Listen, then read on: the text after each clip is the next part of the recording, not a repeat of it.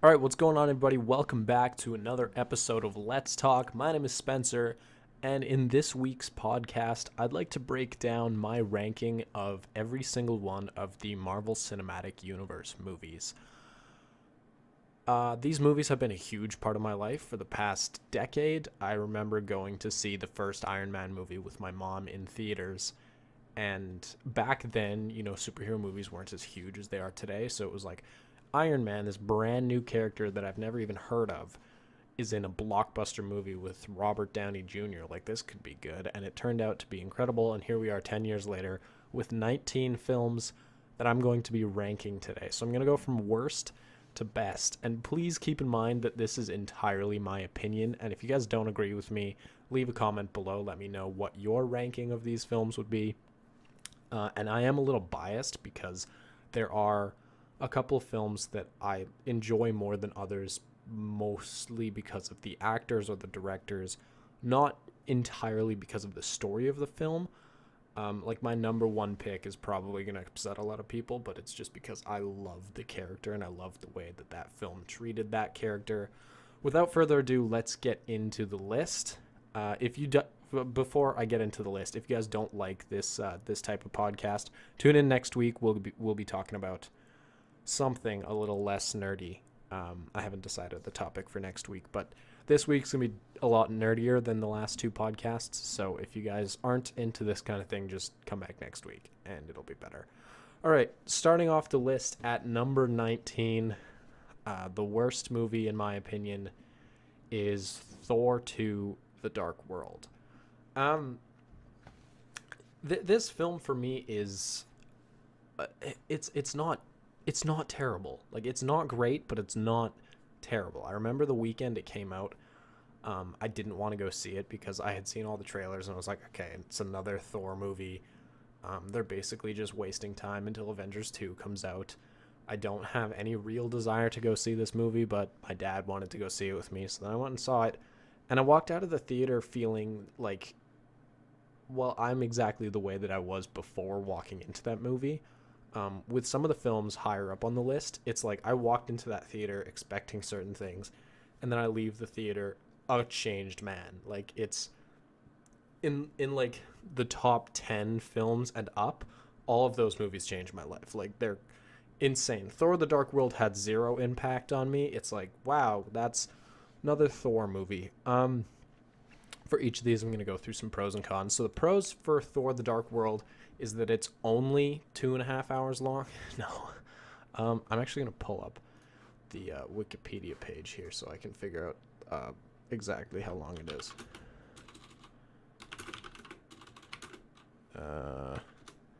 Yeah, so I mean, it gets 66% on Rotten Tomatoes. It's not the worst movie. It made over $640 million, so it's not the worst movie ever made.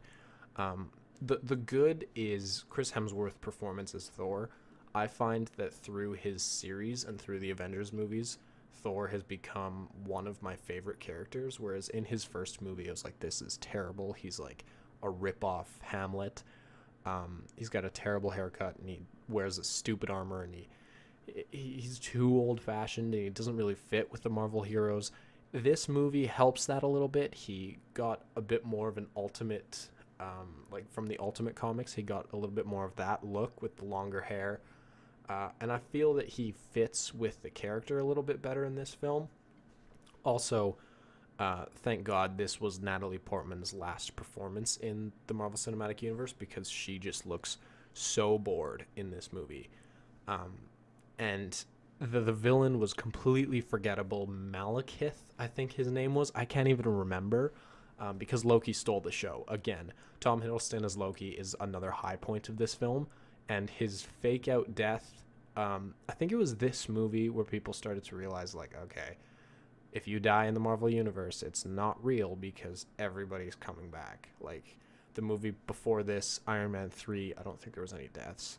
But in the Avengers, Coulson died, but then he came back a few months later in Agents of S.H.I.E.L.D., the TV show. So it's like, I don't know. Loki's death, I think, would have been so much more emotional if he would have died in this film and stayed dead. or if they would have skipped his death in this film and then killed him off. Spoilers, in Infinity War, I think his death would have been a little more emotional if he hadn't have died already.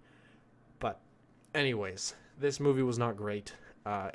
It clashed very much with like its themes, and it's like it couldn't really figure out what style it was, because the movie started off with them battling on this crazy like foreign planet, and it felt very much like Lord of the Rings, where like it's medieval and it's demons and orcs and elves, and it looked sick. And then all of a sudden they go to London and they have a battle, and they beat the main bad guy by setting up tripods. It's a stupid movie, and it's the only Marvel movie that I've only ever seen once. But that's a testament to how great the rest of these movies are, because every single one of them besides this one I've seen more than once. That's number 19, Thor: The Dark World. Number 18, we've got The Incredible Hulk, which some people don't even consider it as a part of the Marvel Cinematic Universe, because it came out like a month after the first Iron Man movie. And their plans to connect all of these films did not really come to realization until after that first Iron Man movie was released. And other than the post-credits scene in this film, and the fact that Thunderbolt Ross has come back in later films, there was no connection from this film to other Marvel movies. And, of course, it feels disconnected because none of the actors in this film, again, besides Thunderbolt Ross, have returned.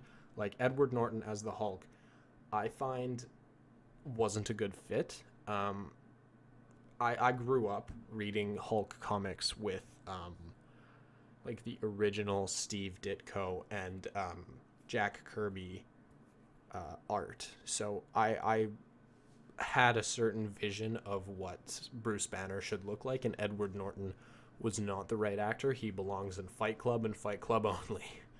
And the villain, this became a trope in a lot of the bad Marvel movies, is the villain is very forgettable. Abomination has not been seen or spoken of in late movies, and like this movie came out 10 years ago, and it's still one of the most forgettable movies. Like, the only scene I can remember from this film is their battle in Harlem, where Hulk uses like the two taxis as like boxing gloves. Besides this, I saw this movie when it first came out when I was younger, but my mom made me turn it off halfway through because I was like 9 years old, and she was like, no, it's too scary for you. So I really don't have an opinion on The Incredible Hulk, which is why it's so low on this list. And honestly, I think if Mark Ruffalo would have played the Hulk from the beginning, like in this film might have been higher on my list, because Mark Ruffalo is a phenomenal actor. But I didn't like it too much. What I did like about it that puts it above Thor: The Dark World a tiny bit is that it wasn't an origin story. It had the Hulk as pre-established, which was cool. Like, it was the first time we had seen a new, well, quote-unquote, new superhero, like a new version of a superhero that wasn't an origin story. Like, Daredevil's movie was an origin story. All of the Batman reboots have all been origin stories. So I think that this style of doing The Incredible Hulk not as an origin story worked a lot better than some of the films that follow it in this list. That's number 18. Number 17 is Iron Man 2. My biggest problem with this is its lack of finality. This movie could have been great. Like, the first Iron Man movie was awesome, and it's really high up on this list. This movie could have been so much better, because it's got the same director, same cast, same visual effects department. Like, everything about this movie is the same as the first one, except for the character-driven story. I'm getting texts. Who's texting me? Can you record the royal wedding? Who cares? Yeah, I can. Okay, let's just put that down. Anyways, Iron Man 2, super forgettable villain. Whiplash could have been so great, because in the comics, Iron Man's greatest nemesis besides the Mandarin was Whiplash. Like, this guy could have been so great. And they had Mickey Rourke, like one of the greatest actors. and they gave him a stupid Russian accent and a stupid metal suit with whips. Like, I just feel that that character was not treated to justice. The highlight of this film was Justin Hammer. I forget the actor's name, but the dude that played Justin Hammer did it really, really well. And I think if they would have spun this film so that he would have been the main villain instead of him kind of being a villain, but kind of being ambiguous as like, oh, I'm trying to save the world, not destroy it. I think if they would have just had him as a straight up corrupt rich guy as a villain, this would have made it a more enticing film because it would have been like Tony Stark versus an identical version of himself, just like evil, because Tony Stark and Justin Hammer are essentially the same person. So I think Iron Man 2 could have been so much better.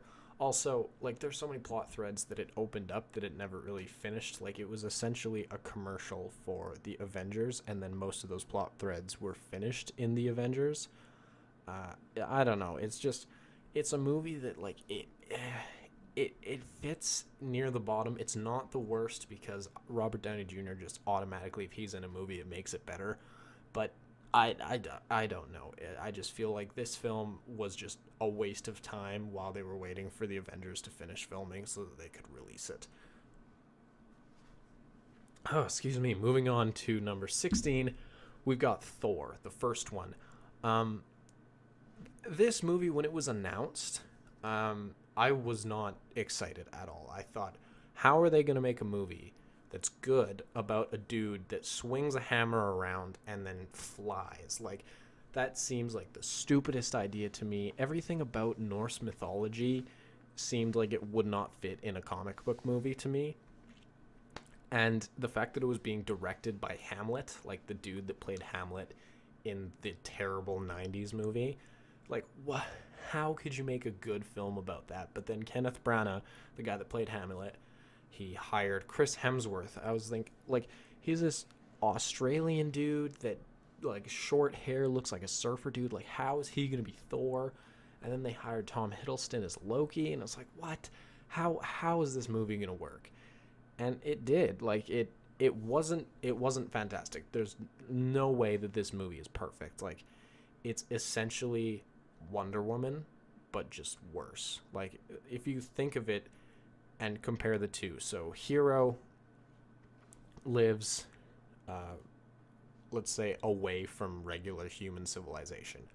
You check. You got that in both movies. Something bad happens, which forces the hero to go to the human civilization.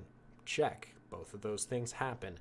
They have to conceal their identities. And this is where it kind of gets loose, where, like, Wonder Woman conceals her identity, but she still has her powers, whereas Thor, like, doesn't have his powers, but, like, they're still concealed in plain sight. Check, both of the movies. At the end, they fight a big gray CGI villain with a lot of fire. Check, and they're both, like, fish out of water throughout the whole movie. Check, check, check. Like, I don't know. I feel like this movie has been done, and Wonder Woman definitely did it better. But again, Chris Hemsworth as Thor, great. Tom Hiddleston's breakout performance as Loki, great. Like, there's a lot about this movie that I was not expecting. Like, Asgard turned out to look way cooler than I was expecting. Thor actually looked pretty cool. The lightning and his powers and all that were really cool. And there's a lot of modernization that happened with this character that I feel that one of the best Marvel movies then improved upon dramatically, and we'll get to that when we get further up the list. But I feel that Thor isn't a great movie and it isn't a bad movie. It's just one of those kind of biding time for the best movies, which come at the top of the list. Moving right along to Iron Man 3. This movie surprised me. I was expecting Iron Man 2 all over again, but this film was in a whole nother league. Like, from Thor to Iron Man 3, like, from my 16th position to my 15th position, the upgrade in quality is immense. Like, every movie from this point forward I have watched at least 5 times. The other ones I've watched maybe like 3 or 4 times. Iron Man 3 I've seen at least 5 times. I saw it twice in the theater. I've seen it multiple times on DVD. Like, I love this movie. Robert Downey Jr. just is Iron Man, and in this film he's in his suit less than he is in any of the other Marvel movies that he's appeared in, save for like Spider-Man Homecoming. He's not in his suit for more than, I think it's 30 minutes of the film's runtime.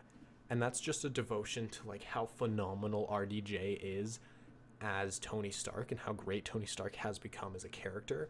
In the comics, Tony Stark is a single-dimensional alcoholic character. Like he's not that relatable. Robert Downey Jr. just makes this character so much better, and this film deals with really like relevant themes to soldiers and people that have been in war with PTSD and anxiety. And I really feel that this film came out at a really good time where, you know, the events of the Avengers was like 2012, and the world is in such a crappy place that people are anxious and people are waking up with nightmares of what could come in the future. And this movie highlights that in a way that a lot of, you know, like younger audiences can then relate to. And I feel that that's a very powerful thing. And also, a lot of people get mad about the Mandarin twist. I enjoyed it. I thought it was funny. And I know because there's been the Marvel one-shot called All Hail the King that the Mandarin is an actual character, and he will probably show up later down the line. So I'm not mad about the twist at all. What I am mad about is the way they treated Extremis. But that's another discussion with like the Extremis comic was one of the best Iron Man stories, and they did what they could. Like, to have fire breathing exploding people in a film is kind of hard to do. I don't like that they basically borrowed the plot of The Incredibles, where they take a guy that Tony blows off in the past and then he becomes a villain in the future. Like, I don't really like that trope, but I mean, it's a good movie. If for Robert Downey Jr.'s appearance alone, it's a better movie than the ones in the past. Which then brings us to number 14, Avengers Age of Ultron. This movie had me so excited. When I was in the 10th grade and this film, like the first trailer came out, I stopped what I was doing in math class, asked the teacher if I could go to the bathroom, and watched it in the bathroom on my phone. Like, this movie had me so excited. Like, it looked like it was going to be Avengers 1 times 10. And when the Hulkbuster showed up in the trailer, I audibly gasped. Like, whoever was in that bathroom with me probably thought that I was taking the most massive poop in the entire world, because I was like, oh my god. And yeah, they probably thought I was like passing a kidney stone or something. But man, this movie could have been so great. It could have been so good. But Marvel pulled a Warner Brothers and interfered with Joss Whedon's vision. They made him include extra scenes that he didn't want to. They tweaked the dialogue, and they cut some of the things that he wanted to keep in the film, which I don't think made it a terrible movie. Like, Age of Ultron is not a bad film. It's just, it did not live up to the hype of the first Avengers movie, just for the fact that, you know, Ultron was meant to be this terrifying villain, but instead he was cracking jokes. Like, I didn't like the fact that character cracked jokes. Like, Ultron is supposed to be this terrifying, like almost horror movie villain, and he was voiced by James Spader, who, like, when I heard that he was the one voicing Ultron, I immediately thought, like, this is going to be a horror movie. This is Marvel continuing their trend of like different genres of film. Like, they did a spy thriller with Winter Soldier, they did a timepiece with Captain America 1, they did like a sci-fi fantasy with Guardians of the Galaxy. Age of Ultron is going to be a horror movie, and it turned out to be the complete opposite, where it was funny. A lot of the jokes landed, but a lot of them didn't. And then their utilization of the Quicksilver character, I feel like, could have been so much better. Their utilization of the final battle, like in Sokovia, I feel like the stakes weren't there. Like, I knew that they were going to blow up the rock in the sky. Like, I don't know. I just feel that I feel that this movie could have been much better had Joss Whedon had more time and less interference with his vision.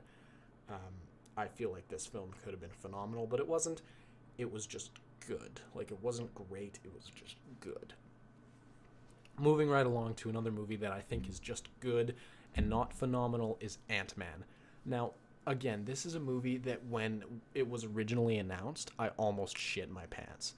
Like when it was said that Edgar Wright, like the guy that directed Shaun of the Dead and Hot Fuzz, was going to direct Ant-Man, like, man, that would have been so good. Can you imagine Edgar Wright's humor and his editing skills and his, like, can you imagine just Baby Driver? So the best movie of 2017. Just picture Ant-Man, just as like in that. Oh my god, that would have been so good. But halfway through production, it was said that the director wanted to make an Edgar Wright movie, and Marvel wanted to make a Marvel movie. That's a delicate way of saying that Marvel didn't agree with Edgar Wright, and unlike Joss Whedon, he didn't finish his film. He just said, screw it, I'm going to peace out, I'm going to go work on Baby Driver. You guys can figure it out from here on out. So then they hired, I don't even remember who directed the first Ant-Man movie, but it was a good film. Paul Rudd really fits as this character. He's a hilarious actor, and he fits so perfectly in this role. The special effects were phenomenal in this movie. A lot of people gripe on modern Hollywood movies for having terrible special effects, like Justice League with the removal of the mustache thing. Terrible. Ant-Man, 90% of this film is him the size of an ant, and all of those scenes are generated on a computer. That blows my mind. Like, 15 years ago, we could barely make dinosaurs with CGI. Like the Scooby-Doo movie that came out in 2002, go back and watch that now. Like, it looks horrible. Whereas in 2015, when Ant-Man came out, we had a guy shrinking down to the size of an ant and having a battle in a suitcase, and all of that was done by computer generation. Like, it was a good movie. I have a feeling that Ant-Man and the Wasp is going to be better just because it'll be like a buddy comedy. But this definitely wasn't a bad movie, and again, it works with the trope of being a genre film within the Marvel Cinematic Universe. Like, it's a like thriller spy heist film, and I think it really works as that. And the scenes with what's his name? I gotta figure out his name. Jose, whatever his name is. Cast. What's his name? Michael Pena. Yeah. As Luis, those scenes were hilarious. Like, I love everything about his scenes. The only reason this film isn't higher up on the list is just because the villain was very much the Marvel villain, where it's like, he's he's an opposite version of the main character. He has the same technology, the same suit, but he's evil. Like, that's just a common trope in a lot of these movies, where the villain just happens to be the exact same as the superhero, but they just happen to be evil. I don't like that. If the villain would have been a little different, I don't know who they could have gone with for the villain. I think it would have been cool to explore, like, Yellow Jacket. Instead of him being able to shrink, maybe he would, like, grow, so it would be like little guy versus big guy, like a classic David and Goliath type of story. I think that would have been cool, but I don't know. This film could have been better if it would have had a better villain, but all the same, it was a great movie. Speaking of great movies, from this point forward, all these movies are fantastic. So from this next film, my number 12 spot, everything past this are incredible, and I've watched, as I said, at least 5 times. This next one only just came out on DVD, so I haven't been able to see it a whole bunch, but Guardians of the Galaxy 2 is my number 12 pick. Reason being, it's good, don't get me wrong, and the fact that the Guardians are already established in this film and they can just go right off the bat into a fight scene. Baby Groot was great. The comedy really landed in this one. I feel like they refined the comedy in this film. What I didn't like was Kurt Russell's ego. Like, I don't know. If I hadn't have known that he was playing the villain, that twist with him being evil would have been so much better. Like, if they wouldn't have spoiled that he was the villain, like right off the bat. Like not even the movie hadn't even come out yet, and they already openly said like, yeah, Ego the Living Planet's going to be the villain. And then when Kurt Russell was cast as Ego, I was like, well, there we go. That's there it is. And I didn't know going in that Ego was going to be Peter's father, which, I mean, that's your classic Empire Strikes Back. Like, hey, I'm the villain, and I just happen to be your dad. Like, I feel this movie could have been better if the Ego twist hadn't been spoiled. And I don't know. I just the visual effects in this movie were phenomenal. Like as all of the Marvel movies are. I just feel that I don't know. Just the Ego twist could have been better. The Guardians in this movie are great. The one thing I don't like about the Guardians in this movie is Nebula. I love what's her name? The actress that plays her. What's her name? Anyway, I can't remember her name. The girl that plays Nebula is a phenomenal actress. Like in Jumanji, she was hilarious. I don't really like Nebula as a character. I feel like she's too much of a whiny bitch, and there was too much Nebula in this movie for my tastes. But then I hope that Avengers 4 redeems her. Like Avengers 3 definitely made her a better character, so maybe Avengers 4 will redeem her for me. But in the meantime, Guardians of the Galaxy 2 is kind of low on my list. The reason it's higher than Ant-Man and Age of Ultron is Michael Rooker as Yondu. Like, this movie was just a love letter to Yondu, and Michael Rooker blew this performance out of the water. Like, he has always been the kind of, like, disinterested A-list actor that, like, oh yeah, I'm in a Marvel movie, that's cool, I guess. I've never seen him as, like, excited as Tom Holland is to play Spider-Man. Like, Tom Holland is an Avengers fan, and the fact that he gets to be in these movies is just amazing to him. Michael Rooker has never been that way, but just this film, his performance was so great. And the Mary Poppins joke made me practically piss my pants in the theater, and his death scene had me bawling. And I didn't even think I liked this character very much, but I was crying my eyes out when he died. Like, that's the reason this movie is higher up on this list. Speaking of high up on this list, moving into number 11 is Captain America: The First Avenger. This film for me was divisive when it first came out. I remember I was in, what was it, like the 8th, 9th, 7th? Was I in the 7th grade when this movie came out? Yeah, I was. I was definitely in the 7th grade. So I was in the 7th grade when this movie came out. And I remember my social studies teacher talking about it in class because we were talking about World War II. And she's like, I don't like this Captain America nonsense. Like, they have laser guns in World War II. And then I, like, stood up on my desk and I defended. I was like, actually, ma'am, it's the Tesseract and Red Skull and Captain America. And the Tesseract transported the Red Skull to an alternate dimension. He's not actually dead. And I didn't actually sound like that when I was 12, but, you know, you get the idea. Anyway, this film, to me, was the perfect Captain America origin story. I didn't think they could do it. Like, I thought, oh God, how are we going to have a superhero movie set in the 40s that has the Human Torch as its actor? And I just couldn't see it working. And then Chris Evans shows up and he's freaking ginormous. Like, he's got muscles on his muscles. And this film just was perfect to me. Captain America was so much more of a sympathetic character than I was expecting him to be. I was expecting him to be just like, oh, red, white, and blue, truth, justice, and the American way. I stand for justice and hope. I'm Superman punching Steppenwolf at the end of Justice League. I'm a fan of justice. Like, I was expecting exactly that, and that's not what we got. We got a sympathetic, human Captain America that really felt as if he was ripped straight from the comic book. Like, his costume, when he did, like, the little play, that's what I feared he would be wearing in the movie, but then they gave him, like, this military, almost body armor type of costume. It's still one of my favorite Marvel costume designs because it pays homage to the comics at the same time that it modernizes it and makes it practical. Unlike stuff like Black Panther, where it's like, why is the richest nation in the entire world, why is their king dressed up as a cat? Like, why is he not just wearing black body armor? Why does he have little ears?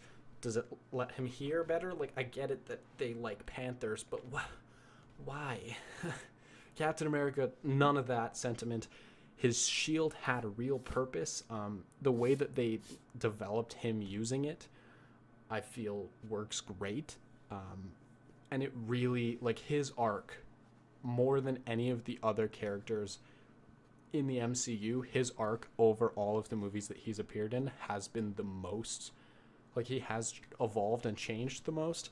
I mean, Thor got a haircut in Ragnarok and then became a funnier character and got a whole bunch of extra lightning powers.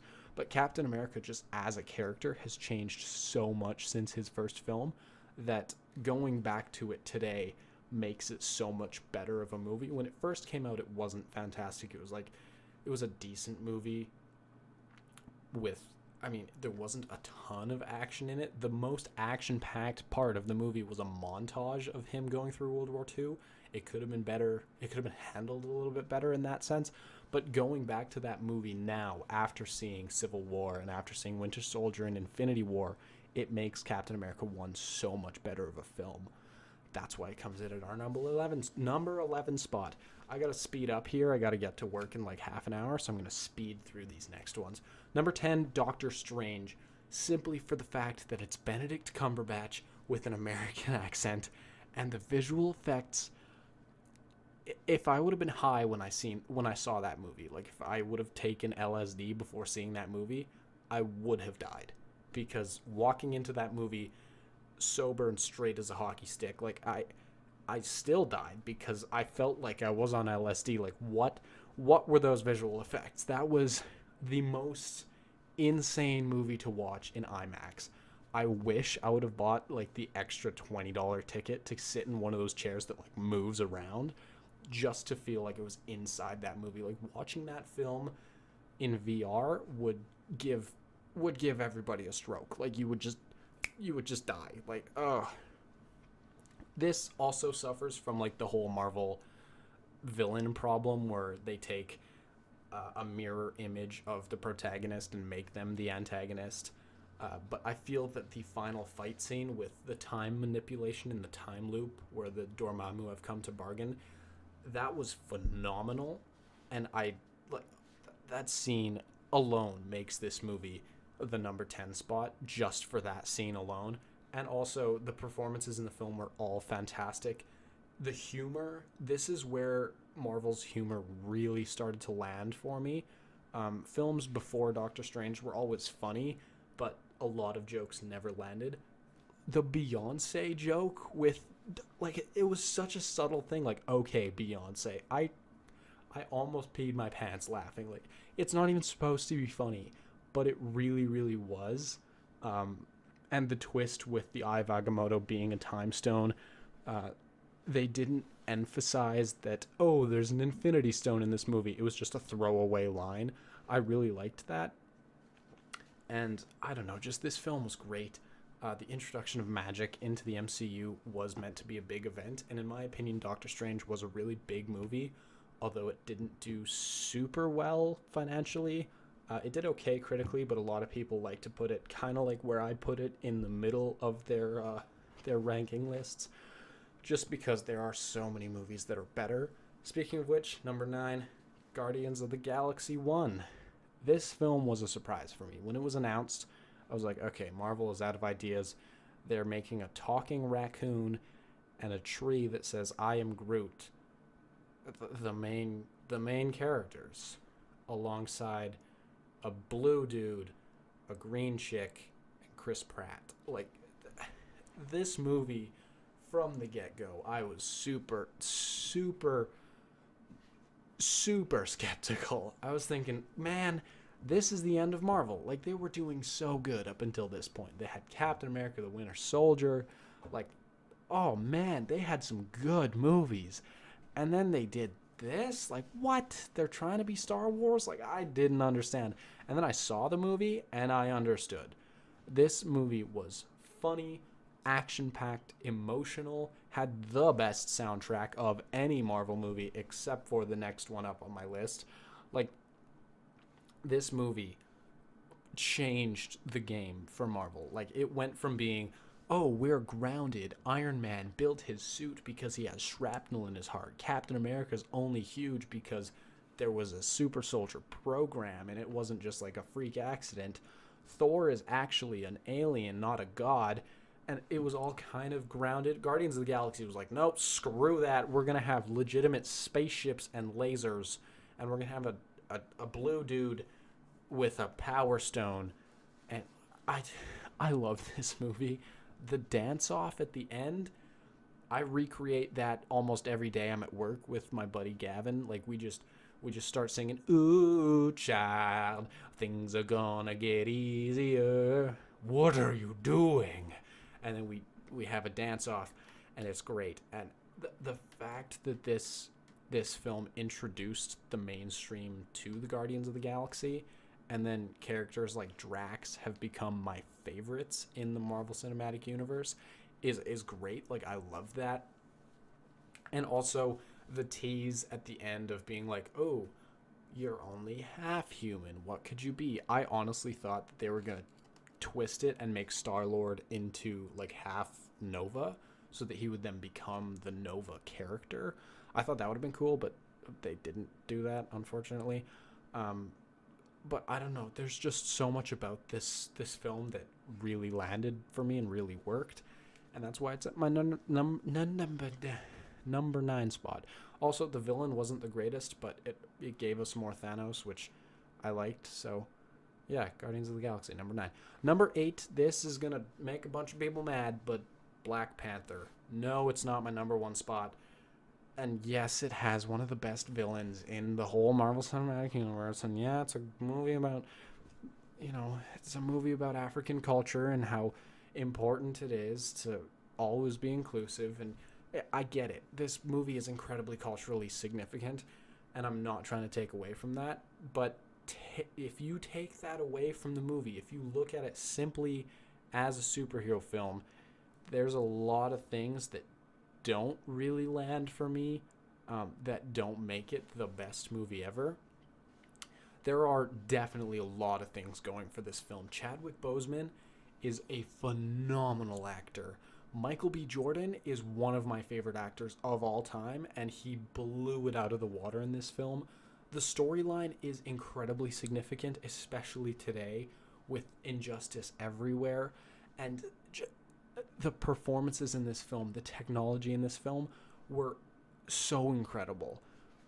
But then my gripes for this film come back to that. Like, the over-reliance on, yeah, Vibranium did this. Oh, Vibranium does that. Oh, yeah, this problem? No, Vibranium can solve that. Oh, yeah, you have a car, let's just start it with some Vibranium. Like, I feel they overused the technology in this movie, and I understand that Black Panther is a crazy technologically advanced character in the comic books, but I just feel it's too much of a Deus Ex Machina. Like, the fact that his suit can quite literally make stuff go when he, like, touches the ground or whatever, that's cool, but how can anybody ever touch him in a fight if he can just redistribute kinetic energy? Like, that doesn't make sense to me.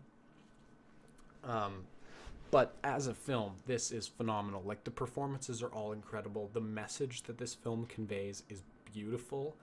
And just the cultural significance and the performances in this film alone make it one of the best Marvel movies. I just feel that there are some Marvel movies that are better, not because they are as culturally significant or as well acted. I just feel like as a comic book film, this is a little bit lower on my list. As a movie by itself, phenomenal, but as a Marvel movie, it's a little bit lower on my list.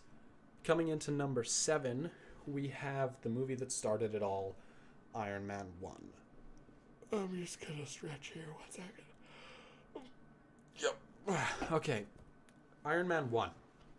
As I said at the beginning of this, I was 9 years old when this movie came out. So I did not know who Iron Man was. I didn't know who Robert Downey Jr. was. Like, my mom talked about him and he was like some drug addict dude that turned himself around and then became a superhero. Like, what?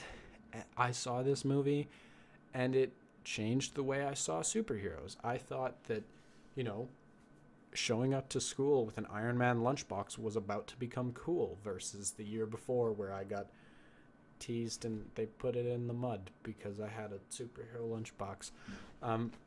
Yeah, Iron Man 1, phenomenal movie. And the fact that I can go back and watch it today and the visual effects stand up, the performances stand up, the themes and messages of this movie, like counterterrorism and supplying terrorists with weapons, and the moral ambiguity of supplying weapons to people, and where do you draw the line between good and evil when you are a weapons dealer.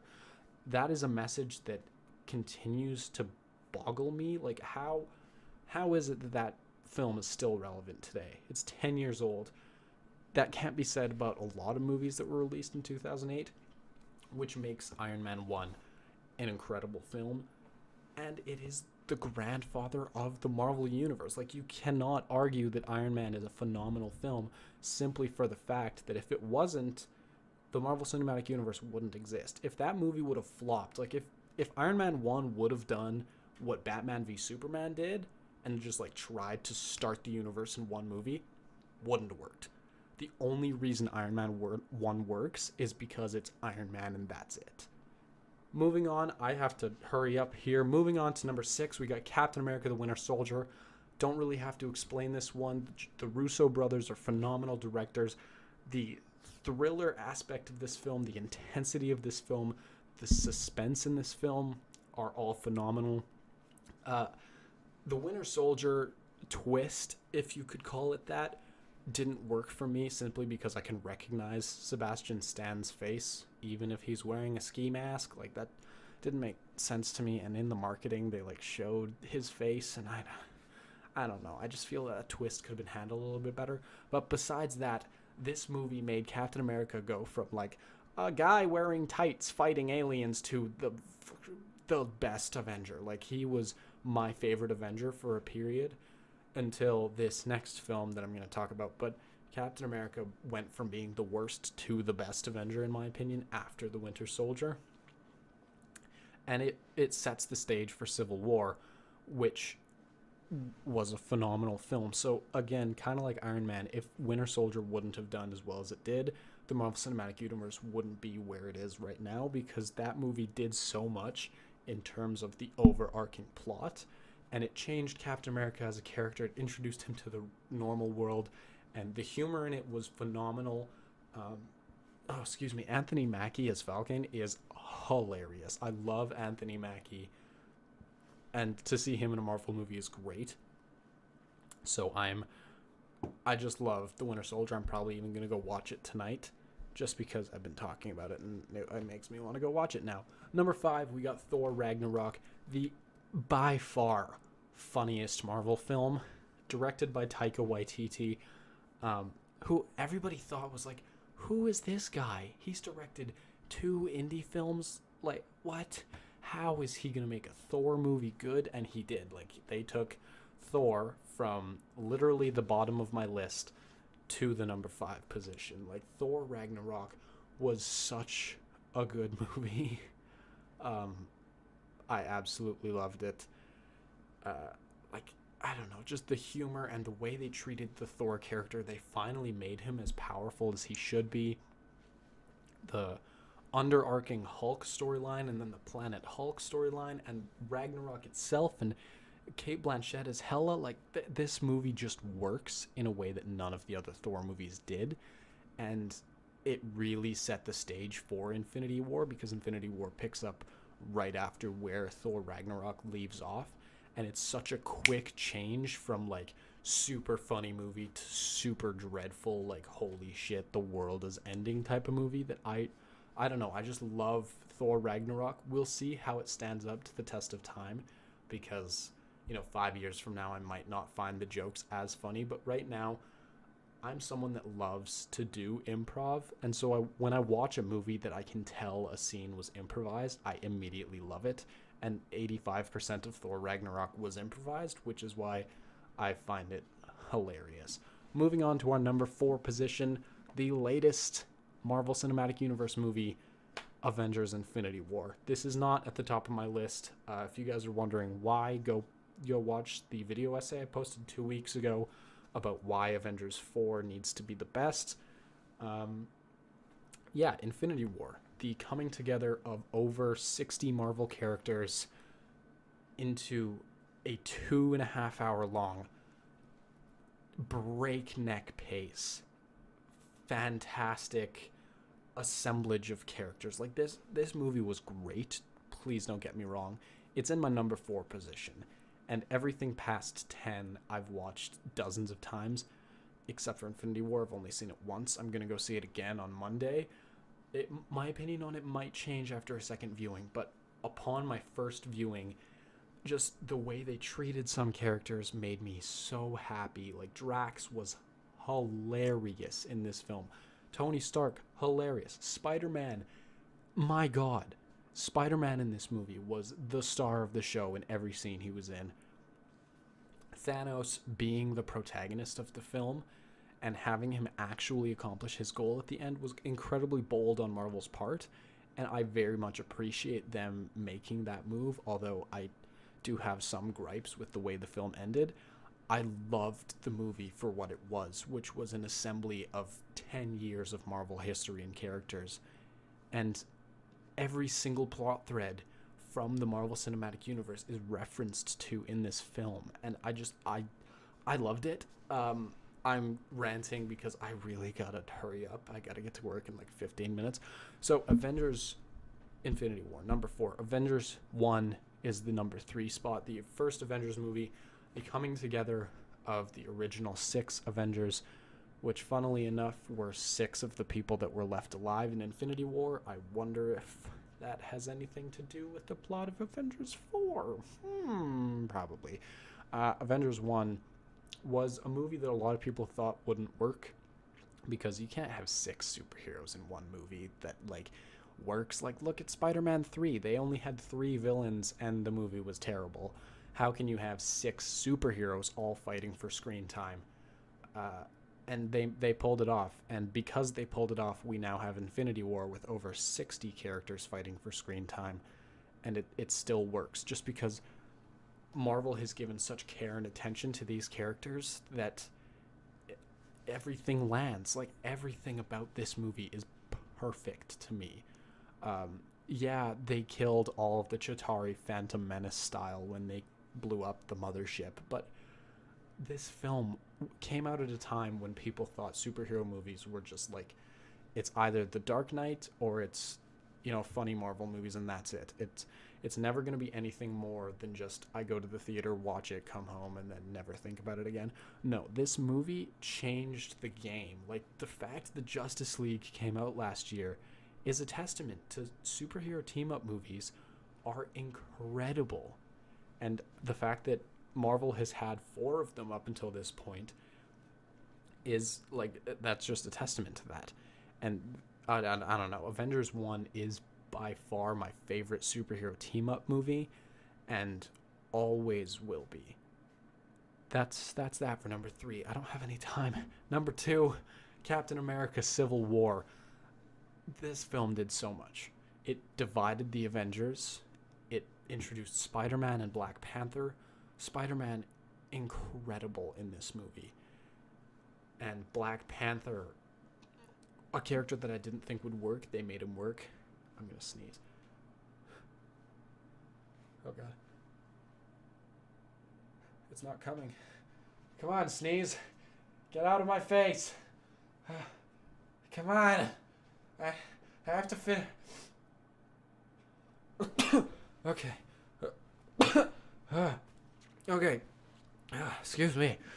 Okay. Okay, let's finish this fucking thing. Captain America Civil War was just a phenomenal film. It really divided my morality. When I went into this movie, I was thinking, no, I'm going to be Captain America, Team Captain America the whole way. Halfway through the film, I was like, Jesus Christ, I'm on Team Iron Man. And then at the end of the movie, I was like, well, I'm on Team Nobody because they're both wrong. And just this movie was so perfect. And the fact that I need to hold the Avengers accountable for their actions is something that is relevant today. Like, who should be accountable for the fact that our world is as messed up as it is? And I don't know, they took one of the best comic book series of all time and made it into one of the best superhero, not even superhero, just movies of all time. Like, Chris Evans as Captain America, phenomenal. This Civil War is easily Robert Downey Jr.'s best performance as Iron Man. And just everything about this movie works, and it set the stage for having a huge ensemble of characters share the screen, but still manage to make the story feel self-contained, which is phenomenal. Like, I can't say enough good things about this movie, which then leads me into my number one spot. If you counted them all up, you know that one movie's missing, and that is Spider-Man Homecoming is my number one Marvel Cinematic Universe movie. Hear me out. Don't click away. Don't click the dislike button.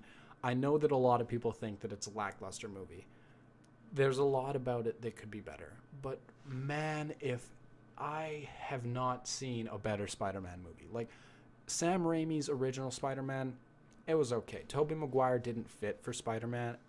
For me, he didn't fit as Spider-Man. He was a great Peter Parker, but he was like too, I don't know, he looked too soft as Spider-Man. Like, I feel like if you poked him with a sharp thing, he would just like pop like a balloon.